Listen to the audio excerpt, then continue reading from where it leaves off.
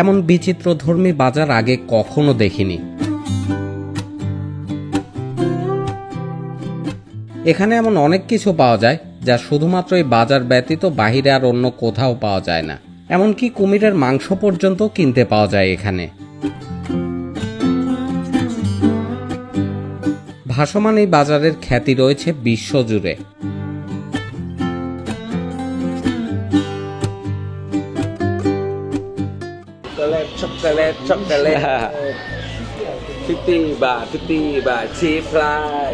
থাইল্যান্ডের মানুষ ব্যবসা বেশ ভালো বোঝে, আর কত ভাবে যে ব্যবসা করতে পারে তাই বাজারে এসে বেশ ভালোভাবেই বুঝতে পেরেছি। এবারের পর্বে আপনাদের ঘুরে দেখাবো পাতায়ের বিখ্যাত ফ্লোটিং মার্কেট, উপভোগ করব এখানকার সংস্কৃতি, বৈচিত্র্যময় খাবার এবং দেখব বাহারি জিনিসপত্র।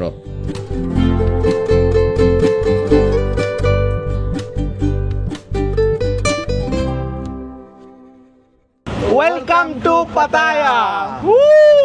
সবাইকে ওয়েলকাম করছি আমার আরও একটি নতুন ব্লগে। এখন হোটেল থেকে বের হলাম, যাচ্ছি পাটায়ার সেই বিখ্যাত ফ্লোটিং মার্কেট দেখার জন্য। আমাদের এই হোটেল থেকে ডিস্টেন্স মোটামুটি 9 কিলোমিটার। পাটায়াতে আসছি যাবত, হোটেলে ঢুকছি, তারপরে বের হয়ে আর এক্সপ্লোর করা হয় নাই কিছু।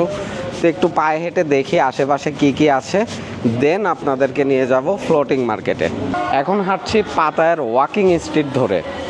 আর বিশ্বাস করেন বা না করেন, এই রাস্তা এখন যতটা জনশূন্য অবস্থায় দেখতে পাচ্ছেন না, সন্ধ্যার পরে পরিবেশটা মোটেই এমন থাকবে না। সন্ধ্যার পর থেকে এখানে শুরু হয় নাইট লাইফ, যেটা বিশ্ব সেরা নাইট লাইফ। এখন বারগুলো কেমন যেন ধিম মেরে আছে, নিরিবিলি, অনেকে বসে বিয়ার টিয়ার খাচ্ছে। এই ওয়াকিং স্ট্রিট জুড়ে বার, পাব, ক্লাব কি নাই। ওয়াকিং স্ট্রিট নিয়ে আমার আলাদা আরও একটি ভিডিও থাকবে। এখন যেহেতু নাইট লাইফ শুরু হয়নি, এটা জমে হচ্ছে রাত 8টা-9টার পর থেকে, তখন এটা এক্সপ্লোর করে আপনাদেরকে দেখাবো। বিশ্বের বিভিন্ন জায়গা থেকে মানুষ এইখানে চলে আসে শুধুমাত্র এখানকার নাইট লাইফটা এনজয় করার জন্য। আমি এখন একটা বারের সামনে দিয়ে হেঁটে যাচ্ছি, এগুলো সব চালু হবে সন্ধ্যার পর থেকে। ক্রেজি উইড ম্যান, এই পুরোটাই শুধু মানে গাঁজা খাওয়ার জন্যও যে এখানে এত নামি দামি ক্লাব আছে, এটা আসলে বলে বোঝানোর মতো না। নেশা হিসাবে দেখে না, মানে গাঁজা খেলে শরীরের কোনো একটা উপকার হবে এই হিসাবে ওরা গাঁজাটাকে ইউজ করে। এই যে দেখতে পাচ্ছেন ওয়াকিং স্ট্রিট, ও একটা টুকটুক নিয়ে নিলাম এখান থেকে। ফ্লোটিং মার্কেট মোটামুটি 9 কিলোমিটারের উপরে ডিস্টেন্স আছে। এরকম টুকটুক নিয়ে আমরা দুইজন এখন যাচ্ছি। একটু টেনশনের মধ্যে আছি, কারণ এখানকার মানুষ কথা কম বোঝে, ইংলিশ খুবই কম বোঝে। তো 100 বাত করে চাইছে। এখন 100 বাত আমি না হলেও 2-3 বার জিজ্ঞাসা করছি যে 100 বাত ফর 2 পারসন, বলছে ইয়া 100 বাত ওকে, এরকম করে বলে। তো এখন ও বুঝতে পারছে কিনা এটাও ঠিক মতো জানি না। পরে যদি আবার দুইজনে 200 বাত করে লেগে যায়, এই হচ্ছে বিষয়। মানে এই নিয়ে আমরা একটু কনফিউজড এখন। ও নিজেও কনফিউজড, আমাদেরকেও কনফিউজড করে ফেলছে। 2-1 মানুষ উঠলে তাও ভরসা পাবো, তাই না? এখানে যাওয়ার রাস্তা আসলে 2টা আছে, দেখি ও কোন দিক দিয়ে ঢুকায় আমাদের।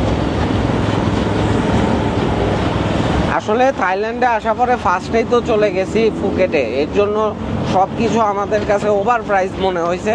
আর তার মধ্যে এখন আবার সিজন টাইম, তো সব কিছুর প্রাইস অনেক হাই। ফ্লোটিং মার্কেট চলে আসলাম, আর আমাদের দুজনকে নিয়েই পুরাটা রাস্তা আসছে। দেখি এখন ভাড়াটা দিতে গেলে বোঝা যাবে কাহিনী। No no no no, okay, thank you. যাক বাবা, 100 টাকায় রফা দফা। Thank you, bye by.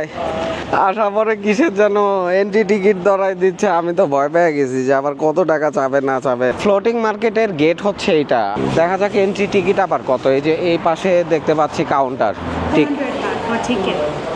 200 baht per person. No boat ride? You are not, don't want to... no boat ride. Okay, 200 baht. 200 Baat শুধু এন্ট্রির জন্য, এটা তো অনেক।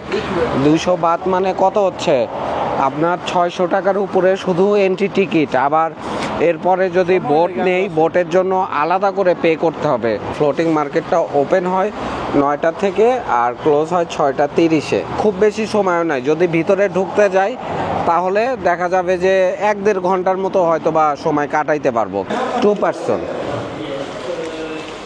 চকচকা 400 বাট। টিকিটের সাথে একটা ট্যাগ নাম্বার দেয়া আছে, এটাই স্টিকার। এখন এটা কই লাগাবে জানি না, দেখি কাউন্টারে যাই। টিকিট ট্যাগ নাম্বারটাই যে এখানে লাগাই দিল স্টিকারের মতো। বোটের জন্য আরও আলাদা চার্জ আছে, তবে ওইটা যদি আরও আর্লি চলে আসতাম তাহলে আমি ডেফিনেটলি বোট নিতাম। যেহেতু এখন সময় খুব বেশি নাই, বোট নেওয়া মানে ওইটা এক্সট্রা খরচ হয়ে যাবে। আর এই যে উপরের ইয়াটা দেখেন, উপরে কিভাবে সাজায় রাখছে, দেখতে ভালোই লাগতেছে। ও এই পাশে ওরা পেইন্টিং সেল করছে। মার্কেটটা শুরু হয়ে গেছে এই যে এখান থেকে সব, কিন্তু এই যে পানির উপরে এই দোকান, অনেক ধরনের হ্যাট কালেকশন, বাট সব ট্রেডিশনাল জিনিসপত্র এখানে আছে। ও নাইস, দেখতে খুবই সুন্দর, চমৎকার। এখানে এমন কিছু জিনিস পাবেন যেগুলো আপনারা বাহিরে পাবেন না, তবে ওই যে দাম কিন্তু বেশি চাবে, আপনাকে দাম দর করে তারপরে এগুলো কিনতে হবে। ট্রেডিশনাল পোশাক, চাদর এগুলো আছে এখানে। এই ডিজাইনগুলো দেখতে পাচ্ছেন না, সবই কিন্তু হাতে বোনা। কার্পেটও আছে এখানে। ওদের কালচারাল যে প্রোগ্রামগুলো আছে না, ওইটার স্টেজ এখানে। আর এই যে আপনারা এখান থেকে বোট নিয়ে পুরা মার্কেটটা ঘুরতে পারবেন, আবার চাইলে হেঁটেও ঘুরতে পারবেন। দুইটা অপশানই আছে। বোটে ওঠার আগে ছবি তুলাই দেয়, পরে আবার এটার জন্য চার্জ করে।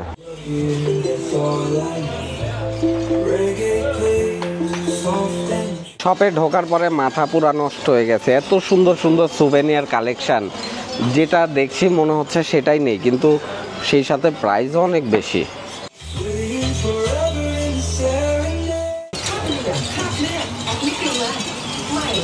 এরকম সুভেনিয়ারের অনেক শপ আছে এখানে, এগুলো 100 বাত করে ওরা সেল করছে।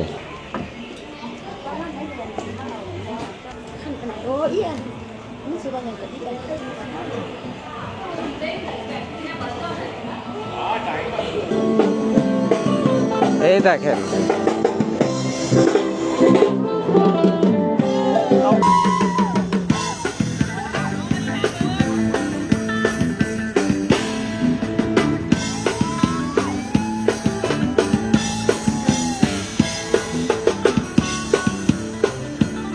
এখানে এসে সবাই যে বোট নিয়ে ঘুরছে ব্যাপারটা কিন্তু এমন না। ম্যাক্সিমাম মানুষই দেখলাম যে যারা এই শেষ সময় আসছে না, এরা কেউ বোট নেয় নাই তেমন। ম্যাক্সিমাম দোকানগুলোতেই দেখলাম যে এরকম বক্সার প্যান্ট বেশ ভালোই চলে এদিকে। এতটুকু ঘুরে যা বুঝলাম, এটাকে শুধু বাজার বললে ভুল বলা হবে। শপিং, কালচার, বাহারি খাবার এবং সেই সাথে থাইল্যান্ডের গ্রামীণ জীবন সবকিছুরই সংমিশ্রণ রয়েছে এখানে। এই পাশে যে দেখতে পাচ্ছেন এগুলো সব হচ্ছে ক্যাফে শপ, ঘুরে ঘুরে বেড়াচ্ছে। এই দেখেন না, ওরে বাবা, এদের সাথেও চাইলে ছবি তোলা যায়, এটার জন্য এক্সট্রা পে করতে হয়।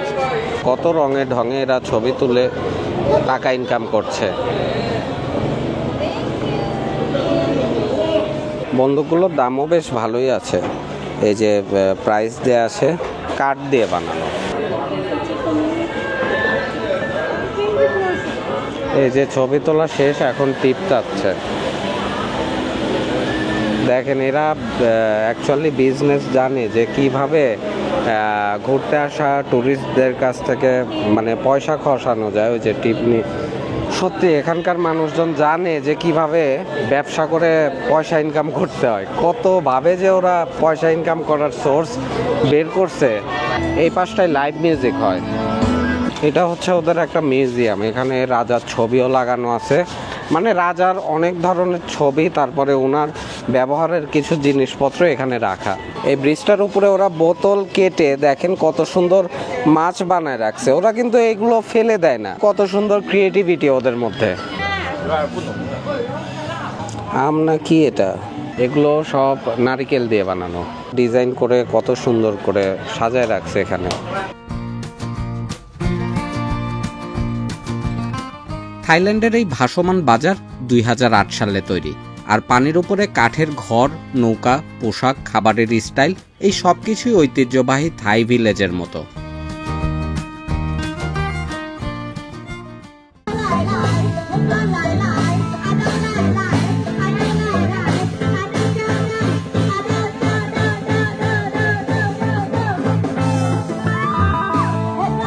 এটা হচ্ছে ওদের সাংস্কৃতিক নাচ। ওরা পুরা ফ্লোটিং মার্কেটটা ঘুরে ঘুরে এই নাচটা সবাইকে দেখাচ্ছে, এবং এই নাচটাকে আপনারা চাইলে দেখতে পারেন একদম ফ্রিতে। ওরা পুরা মার্কেটই এরকম একটু পর পর রাউন্ড দেয়।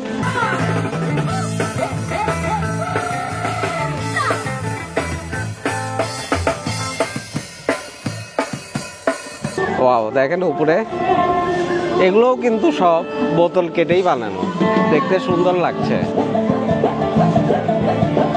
আমার এই পাশে দেখতে পাচ্ছেন ফ্লোটিং মার্কেটের একদম ঠিক সামনে বসে সবাই প্রকৃতি দেখছে আর মাসাজ নিচ্ছে। আসলে পুরো থাইল্যান্ড জুড়েই এরকমটা চলে। এই পর্যন্ত ঘুরে যেটা বুঝলাম, এখানে পুরো একটা দিন সময় হাতে নিয়ে আসতে হবে। এই 1-1.5 ঘন্টা এই জায়গার জন্য না।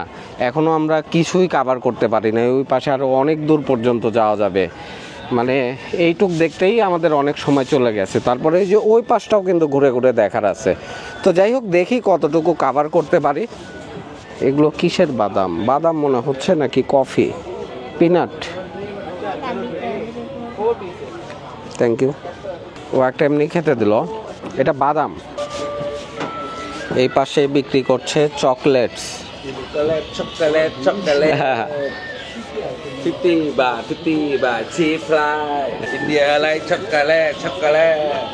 দেখেন কত অঙ্গভঙ্গি করবে, তাও আপনি ওদের কাছে কিছু কেনেন।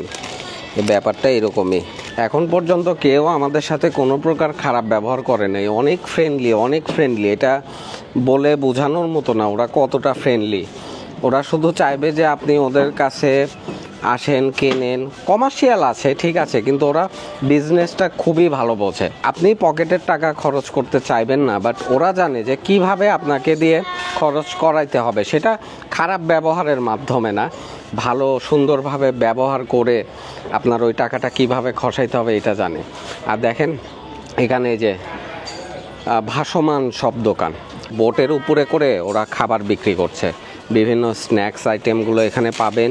নৌকাতে ঘুরে ঘুরে আমরা যদি বোট নিতাম তাহলে বোট নিয়ে ঘুরতাম আর ওই দোকানগুলো থেকে এখন খাবার কিনে কিনে খেতাম। আপনি যে কোনো দোকানের সামনে থামতে চাইলে বোটম্যানকে বললে ও নিয়ে ওইখানে রাখবে। আপনি চাইলে এখানকার ফুডগুলো ট্রাই করতে পারেন। আর এখানকার গাছেও এটা জাম্বুরার মতো একটা ফল ধরে আছে। এটা জাম্বুরা না, জাম্বুরার মতো কোনো একটা ফল। এটাতে বসে এর মধ্যে পা রাখলে যে এই মাছগুলো আপনার পায়ে টাচ করবে। তারপরে বিশেষ করে পায়ের যে মরা চামড়াগুলো থাকে, এই মাছ ওই মরা চামড়াগুলো খেয়ে ফেলে। তো এইটারও ব্যবস্থা আছে। বিভিন্ন সাইজের মাছও কিন্তু আছে, যেমন এটাতে বড় সাইজের মাছ, এটাতে একটু ছোট সাইজের মাছ। আর এত দোকান ঘুরে এই অল্প সময় শেষ করার মতো না। কত দোকান, সব এই যে বোটের উপরে ওরা বিভিন্ন খাবারের পসরা সাজিয়ে বসে আছে। এখানে উনি বিক্রি করছে স্ন্যাক্স খাবারগুলো। এখানে আবার আর এক রকম ডিজাইন, সব বোতল কেটে এরকম ডিজাইন করে কালার করে ওরা এরকম লাগায় রাখছে। যখন একসাথে দেখবেন দূর থেকে দেখতে সুন্দর লাগে। দেখেন এই যে এখানে আরও একটা ব্রিজ ওরা মাছ দিয়ে সাজাইছে, সবই কিন্তু বোতল কেটে বানানো। এই জিনিসটা দেখার পরে আমার মনে হয় না যে আপনারা কেউ বোতল অযথা জায়গায় জায়গায় ফেলে দিবেন। বোতল জমায় রেখেও যে কত সুন্দর ক্রিয়েটিভিটি দিয়ে এগুলো বানানো যায় সেটা এখান থেকেই দেখেন, কত সুন্দর লাগছে দেখতে। এখন মনে হয় আমরা মোটামুটি মাঝামাঝি একটা জায়গাতে আছি, আরও ওই পাশে যাওয়া যাবে। আর এটার থেকেও আরও একটা বড় ফ্লোটিং মার্কেট আছে, সেটা হচ্ছে ব্যাংককে। দেখেন কত কিছু বানায় রাখছে, সর্বনাশ, মাথা নষ্ট। দেখেন এগুলো দেখার পরে কি আপনার আর মন চাইবে যে এরপরে বোতলগুলো ফেলে দেন? বোতলগুলো কেটে জাস্ট, কাজগুলো কিন্তু খুব একটা জটিল কিছু না, এত সুন্দর কালারফুল করে সব কিছু করছে যেটা দেখতে ভালো লাগতেছে। দেখেন আমার ব্যাকগ্রাউন্ডটা এখন সুন্দর লাগছে না? জুয়েলারি আইটেমও আছে এখানে।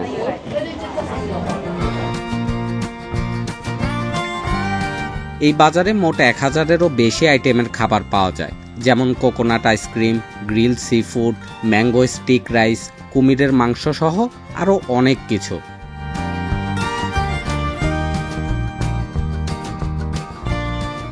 এই মার্কেটে এখন পর্যন্ত সবথেকে বেশি চোখে পড়লো সুভেনিয়ার কালেকশান। চমৎকার চমৎকার সুভেনিয়ার কালেকশান আছে। তারপরে ওদের হ্যান্ডমেড জিনিসপত্র, কাপড়, ব্যাগ থেকে শুরু করে মানে যেগুলো ওদের হ্যান্ডমেড ট্রেডিশনাল সেই জিনিসপত্রগুলো বেশি ফ্লোটিং মার্কেটে। খাবারের দোকান আছে অনেক, দুই পাশ জুড়ে খাবারের দোকান, যেটা খেতে মন চায়। ও এখানে কুমিরের মাংস বিক্রি করছে দেখেন।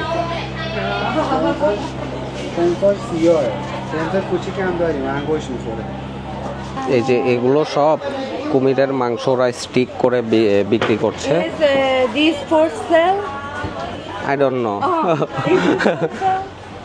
ওরা কুমিরের মাথাগুলো এখানে সাজায় রাখছে। ও কাজ করে দেখলাম। Crocodile meat. Crocodile meat. One Oh. plate.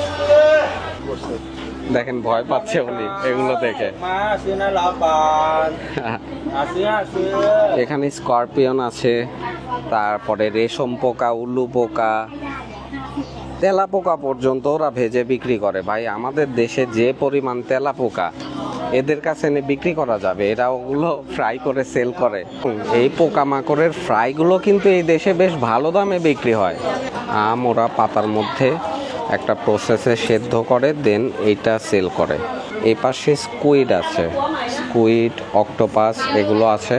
আর উপরে এই যে এটা ঘুরছে না, এটা দেওয়ার কারণ হচ্ছে যেন কোনো পোকামাকড়, মাছি যেন এটার উপরে এসে না বসে, তার কারণে দেয়া হয়। ডুরিয়ান ফল সেল করছে, তারপরে আম। ওদের আমগুলো দেখলে মনে হয় যে একদম প্লাস্টিকের আম। তারপরে কোকোনাট আছে।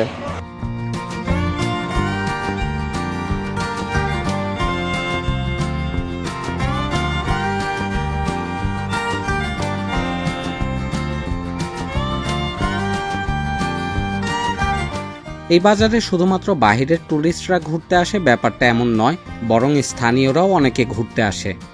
এখানে এমন অনেক কালেকশন দেখলাম যেটা আপনি বাইরে সবগুলোতে পাবেন না, শুধুমাত্র এই ফ্লোটিং মার্কেটগুলোতেই পাবেন। বিশেষ করে ওদের ট্রেডিশনাল জিনিসপত্র দেখেন, এই যে ব্যাগগুলো সবই কিন্তু ওদের হাতে বানানো। জুতার ডিজাইনটা দেখেন, এটা কুমির বানাইছে, তারপরে এটা বাঘের পায়ের থাবা, কি বানায় রাখছে এগুলা, জুতা না আর কিছু। তারপরে দেখেন এটা মাছ। পিছনে নৌকা আকৃতির যে গাড়িটা দেখতে পাচ্ছেন না, এগুলোতে ওরা ট্রেডিশনাল ডান্স করে আর ঘুরে বেড়ায়। চাইলে আপনিও এটাই বসে ঘুরতে পারবেন। আমাকে হাই দিচ্ছে ওখান থেকে। এটা মাটিতেও চলে আবার পানিতেও চলে, দুইভাবে। দেখেন রাস্তা দিয়ে চলতে চলতে এখন এটা নামাই দিবে, নিচে চাকা সিস্টেম। চাকা দেখেন এখন ভিতরে ঢুকে যাচ্ছে।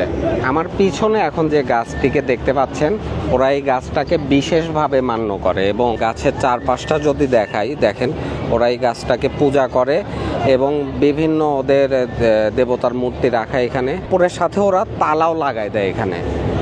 বোতল দিয়ে আরো কি কি বানাইছে, এখানে হাত বানায় রাখছে বোতল দিয়ে একটা। এটার নিচে দাঁড়াইলাম, দেখেন একটা ছাউনির মতো এটা কাজ করে, বোতল দিয়ে কিন্তু বানানো পুরাটা। অনেক কিছু জানতে পারলাম, দেখতে পারলাম। বিশেষ করে থাই সংস্কৃতির অনেক ব্যাপার স্যাপার আছে এটার মধ্যে। জায়গাটা এমনিতে অনেক সুন্দর। আপনারা পাতায়াতে আসলে অবশ্যই এই ফ্লোটিং মার্কেটটা ভিজিট করতে পারেন, ঘুরে ভালো লাগবে।